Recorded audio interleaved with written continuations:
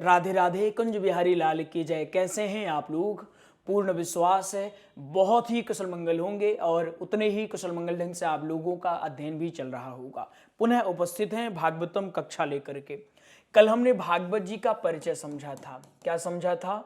भागवत जी का परिचय। और उस परिचय में हमने क्या जाना था कि जो महात्म है वो क्या है।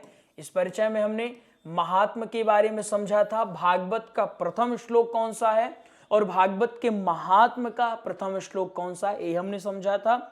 वक्ता के लिए प्रारंभिक नियम कौन कौन से होते हैं या व्यासपीठ पर एक वक्ता को किस प्रकार से विराजमान होना चाहिए, ये हमने आपको बतलाया था। इसके साथ ही साथ हम महात्म में प्रवेश भी किए थे, जिसमें सच्चिदानंद रूपाई इस श्लोक की व्याख्या भी हमने किया था। इसके साथ साथ दूसरा श्लोक जो यम प्रव्रजंत मनोपेतमपेत कृत्यम, ये श्लोक है, इसकी भी व्याख्या हमने की थी।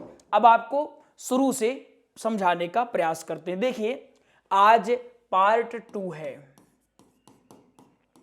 या भाग 2 है और हम लोग अभी भागवत महात्म में प्रवेश किए हैं। भागवत महात्म 6 अध्याय का है, जो कि पद्म पुराण के उत्तरखंड से लिया गया है। इसके साथ साथ हम जो भागवत के विषय में और महत्वपूर्ण जानकारी हैं प्रयास करेंगे, वो भी आपको समय समय पर बताते रहे। एक कथा प्रारंभ होती है सौनक जी के प्रश्न से। सौनक जी एक कौन है? सौनक जी हैं श्रोता। इन्होंने प्रश्न किया है सूत जी से, और ये सूत जी कौन है? सूत जी हैं वक्ता। सौनक जी ने सूत जी से प्रश्न किया कि मुझे ये बताइए कि भक्ति ज्ञान और वैराग्य की प्राप्ति किस प्रकार होती है। किसने प्रश्न किया है? सौनक जी ने सूत जी से प्रश्न किया कि महाराज मुझे यह बताइए। अच्छा, इसी प्रश्न के साथ भागवत महात्म की कथा भी प्रारंभ हो जाती है। महात्म क्या होता है आप सब जानते हैं। महात्म का अर्थ होता है किसी की महिमा का बखान करना। ठीक, ये हमने कल की कक्षा में आपको समझाया था। सौनक जी ने सूत जी से प्रश्न किया, भक्ति ज्ञान और वैराग्य की प्राप्ति किस प्रकार होती है। भक्ति ज्ञान विरागाप तो विवेको वर्धते महान। इसके साथ साथ यह बताइए महान विवेक की प्राप्ति या वृद्धि किस प्रकार होती। अच्छा, प्राप्ति और वृद्धि में बहुत अंतर होता है। प्राप्ति का मतलब क्या होता है कि हमको किसी ने 10 रुपए दिया, हम एक क्या किए, ये 10 रुपए हमने प्राप्त कर लिए। तो 10 रुपए हमने कब प्राप्त किए? वर्ष 2025 में। तो जब हमने 10 रुपए 2025 में प्राप्त किया, तो वो 10 रुपए 2026 में कितना होगा? 10 रुपए ही रहेगा। क्या बढ़ेगा? बिल्कुल बढ़ने वाला नहीं। लेकिन जो वृद्धि है, तो वृद्धि का मतलब क्या है कि आज हमको 10 रुपए मिला है, एक कल कितना हो जाए? डबल हो जाए, या जो भी उसमें शर्त रहे। या फिर ये भी होता है जो सतत बढ़ता रहे, उसको वृद्धि कहा जाता है। वृद्धि का मतलब क्या है? जो सतत बढ़ता रहे, निरंतर जो बढ़ता रहे, उसी को कहा जाता है वृद्धि। अर्थात सौनक जी कहते हैं कि महाराज मुझे ये बताइए कि भक्ति की प्राप्ति किस प्रकार की जा सकती है, ज्ञान की प्राप्ति किस प्रकार की जा सकती है, तथा वैराग्य की प्राप्ति किस प्रकार की जा सकती है। मुझे यह भी बताइए कि जो महान विवेक है, विवेक की वृद्धि किस प्रकार से की जा सकती है। यह भी मुझे बताइए कि जो वैष्णव जन हैं वो क्या करते हैं इन सबको प्राप्त करने के लिए। तथा अंत में मुझे यह भी बताइए कि जीव माया और मोह से दूर होने के लिए क्या उपाय करे या उसको क्या करना चाहिए, अथवा वैष्णव जन माया मोह के बंधन से दूर होने के लिए क्या उपाय अपनाते हैं, यह मुझे आप बताइए। इसके बाद बड़ी भारी वक्ता की प्रशंसा करते हैं। ये भाव कहता है कि एक वक्ता को श्रोता की प्रशंसा करनी चाहिए और श्रोताओं को वक्ता की प्रशंसा करनी चाहिए, ताकि मनोबल बढ़ा रहे। एक योग्य वक्ता वही है कि जो समय समय पर अपने श्रोताओं का अभिवादन करते रहें, और अच्छे श्रोता वे हैं जो समय समय पर अपने वक्ता का अभिवादन करते रहें। परंतु यहाँ एक भेद आना चाहिए। वक्ता को ख्याल हमेशा ये रहे कि उस प्रशंसा में डूब नहीं जाना है। अर्थात जैसे किसी ने कहा महाराज आप बहुत महान है, लोगों को कहने देना है लेकिन मान नहीं लेना है कि हम बहुत महान हैं, क्योंकि हमारे गुरुजी कहते हैं जिस दिन आपने मान लिया कि हम बहुत महान हैं उसी दिन आपका पतन प्रारंभ हो जाता है। एक जानकारी आपको देते हैं, उसके पश्चात हम कक्षा में आगे बढ़ेंगे। जानकारी है संकल्प बैच के माध्यम से। यदि आप घर बैठे भागवत कथा की तैयारी करना चाहते हैं तो आज ही आप संकल्प बैच में एडमिशन ले सकते हैं। संकल्प बैच के माध्यम से आप साप्ताहिक भागवत कथा सीख सकते हैं। इसमें आपको प्रसंग पढ़ाया जाएगा, प्रसंगानुकूल दृष्टांत, शुद्ध श्लोक वाचन तथा श्लोक गायन आपको सिखाया जाएगा, भजनों के बारे में बताया जाएगा, जो प्रारंभिक पूजन विधि है वो बताया जाएगा, कुछ मुख्य नियम होते हैं उन नियमों के बारे में बताया जाएगा। कंप्लीट एक कोर्स होने वाला है जिसके माध्यम से आप कथाओं की तैयारी कर सकते हैं। एक कक्षा का समय रहेगा सायंकालीन 7 से 8 बजे। कक्षा की अवधि 9 माह होने वाली है और इसमें हम स्वयं पढ़ाने वाले हैं। एडमिशन के लिए आप इस नंबर में कॉल करिएगा, नंबर है 8269386376। इस नंबर में आप कॉल करिएगा या आपके स्क्रीन पर भी नंबर दिखाई दे रहा होगा, उसमें आप संपर्क करके इस बैच में एडमिशन ले सकते हैं। इसकी कक्षा आज यानी कि 10 अप्रैल से ही प्रारंभ होने वाली है, तो आप आज ही इसमें एडमिशन ले सकते हैं। चलिए आगे बढ़ते हैं। तो आपने ये समझा कि शौनक जी ने क्या प्रश्न किया सूत जी से कि महाराज मुझे बताइए कि जो भक्ति ज्ञान और वैराग्य है इसकी प्राप्ति किस प्रकार से की जा सकती है और महान विवेक की वृद्धि किस प्रकार हो सकती है, आप मुझे यह बताइए। तो सूत जी यहीं से उत्तर देना प्रारंभ करते हैं। कौन? सूत जी उत्तर देना प्रारंभ करते हैं। सूत जी, अच्छा ये जो सारी कथा हो रही है कहां हो रही है ये समझ लीजिए। ये सारी कथा हो रही है नैमिषारण्य में। नैमिषारण्य में ये सूत जी बैठे हैं, सूत जी और यहां शौनक आदि 88,000 ऋषि बैठे हैं। 88,000 ऋषि बैठे हैं। यहीं पर ये सारी की सारी कथा हो रही है। सूत जी अब बताना प्रारंभ करते हैं कि महाराज आपने उत्तम प्रश्न किया है। कैसे प्रश्न किया है? आपने उत्तम प्रश्न किया है।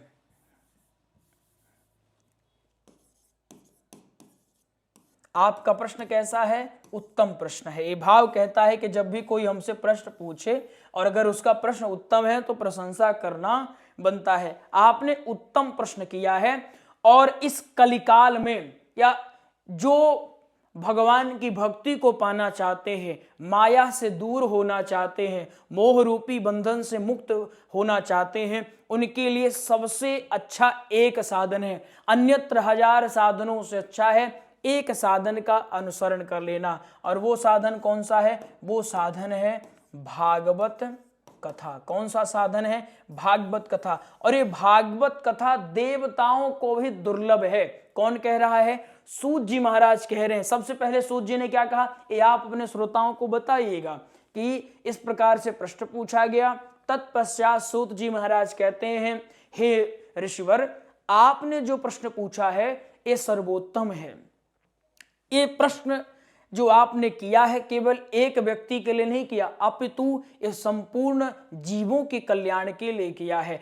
इसीलिए मैं आपको एक उत्तम साधन बताता हूं। ये ऐसा साधन है, इसका नाम है श्रीमद् भागवत महापुराण। ये जो साधन है, इस साधन का आश्रय लेकर के माया से भी मुक्त हो सकते हैं, मोह से भी मुक्त हो सकते हैं, साथ ही साथ महान विवेक की भी प्राप्ति होती है। इसके साथ भगवान की परम भक्ति भी प्राप्त हो जाती है। कौन सा साधन? ये भागवत रूपी।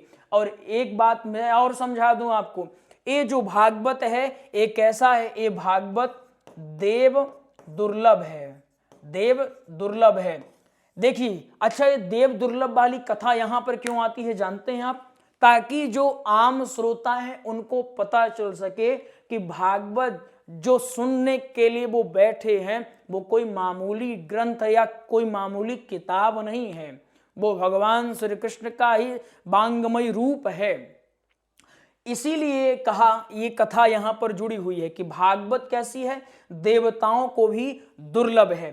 सूत जी महाराज आगे की कथा बताना प्रारंभ करते हैं कि जब परीक्षित को श्राप लगा, किसको, जब परीक्षित को क्या लगा, श्राप लगा, और परीक्षित को श्राप लगा तो सुखदेव जी महाराज आ गए। कौन आ गए, सुखदेव महाराज आ गए। ठीक, सुखदेव जी महाराज का आगमन हुआ और सुखदेव जी महाराज परीक्षित को भागवत सुनाना प्रारंभ कर दिए। क्या सुनाना प्रारंभ कर दिए, भागवत कथा सुनाना प्रारंभ कर दिए। जैसे ही भागवत कथा प्रारंभ हुई तो यहां, जैसे मान लीजिए यहां पर कौन है, यहां पर सुखदेव जी महाराज बैठे हुए हैं और यहां पर परीक्षित जी बैठे हुए हैं और यहां बाकी जो और ऋषि मुनि संत जन हैं वो बैठे हुए हैं। इतने में देवताओं का आगमन आकाश वृंद से हो गया। किसका, देवताओं का आगमन हो गया। और देवताओं का जब आगमन हुआ तो देवताओं ने हाथ जोड़ करके निवेदन किया, प्रभु एक निवेदन हम आपसे करना चाहते हैं। कौन सा निवेदन, निवेदन है कि प्रभु ये देखिए ना, हम अपने साथ सुधामृत लेकर के आए हैं और हम चाहते हैं कि जो परीक्षित जी को श्राप लगा है ना, तो आप इनको पिला दीजिए। सुखदेव जी महाराज के कान खड़े हो गए कि एक बात मुझे समझ में नहीं आती है, ये जो देवता है ना,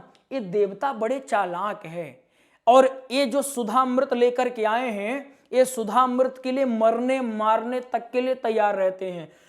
कई बार निवेदन किया जाए तो भी मना कर देते हैं, देते नहीं हैं।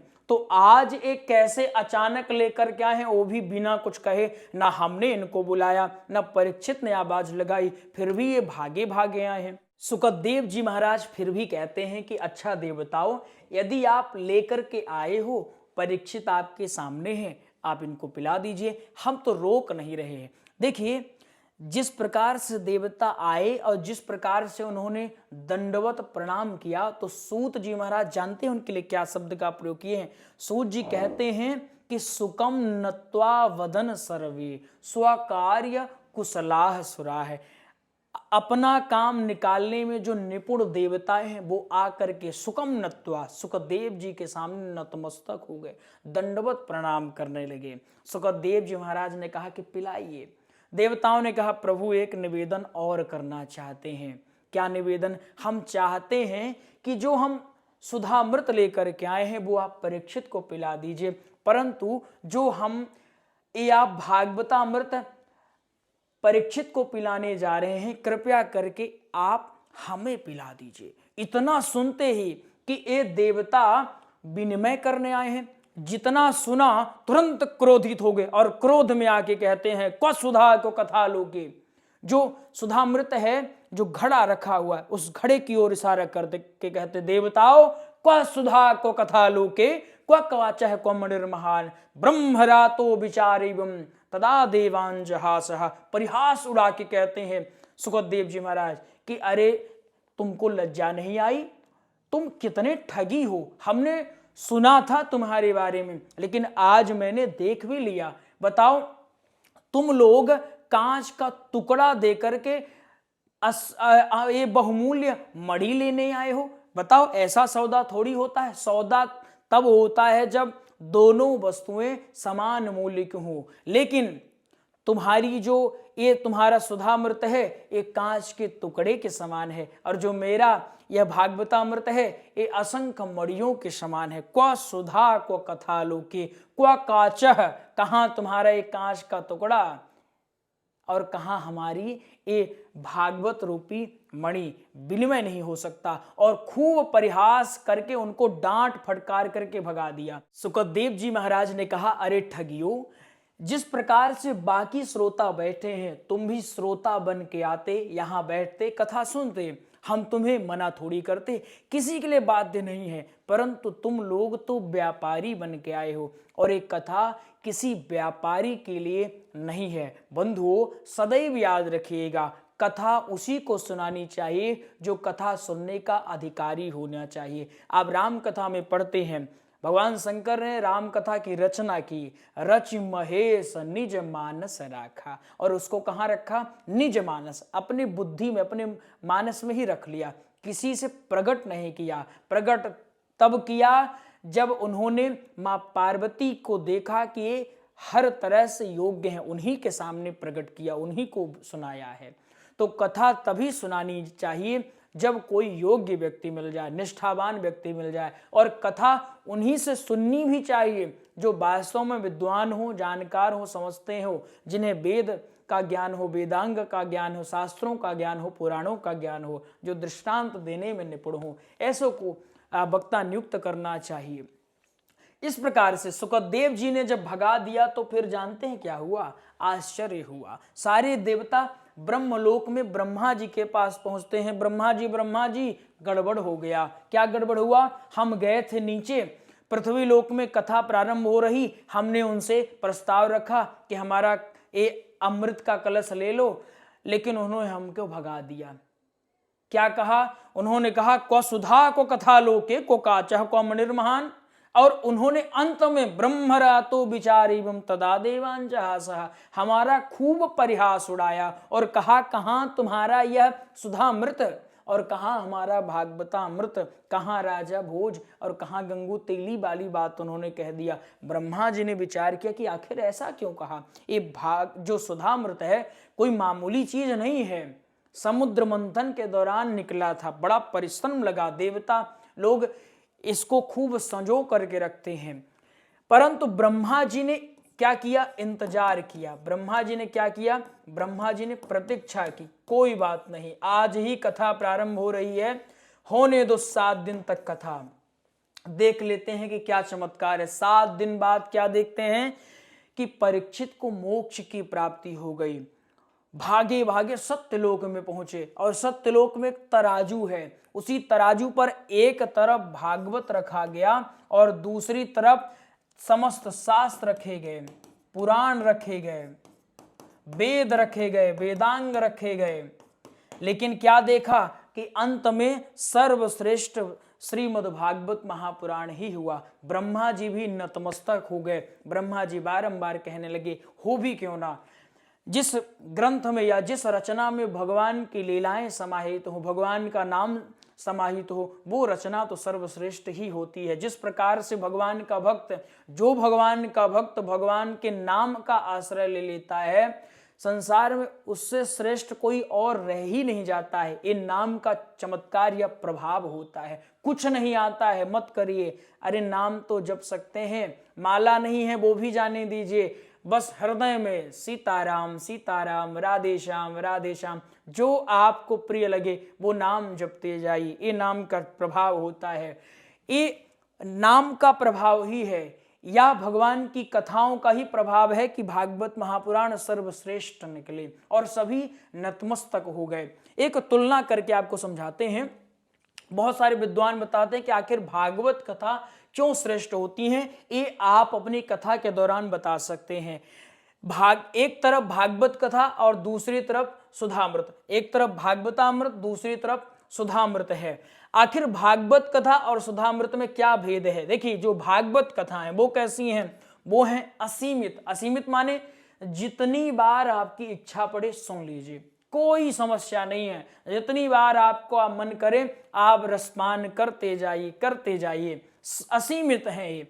लेकिन जो सुधामृत है ये सीमित है, एक ही बार प्राप्त हुआ था, एक ही बार पान किया जाता है, उसके बाद आपका क्या होता है किसी से मतलब नहीं है।